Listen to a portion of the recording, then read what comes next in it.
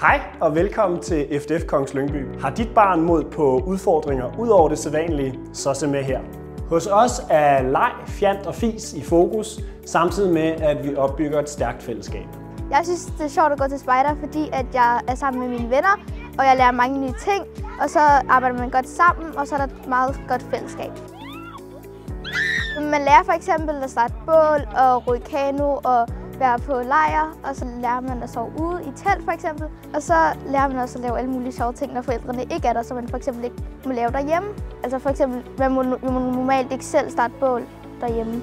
Jeg kan godt lide FDF, fordi det er sjovt, og der er søde ledere, og vi lærer alle mulige sjove ting. For eksempel at klatre. Jeg kan rigtig godt lide at klatre. Hvis I synes, at det her var noget for jer, så kunne det være mega fedt, hvis I kunne melde jer ind. Har vi vækket jeres interesse, så kom endelig forbi og prøv det af på gangen og se, om det skulle være noget for jer.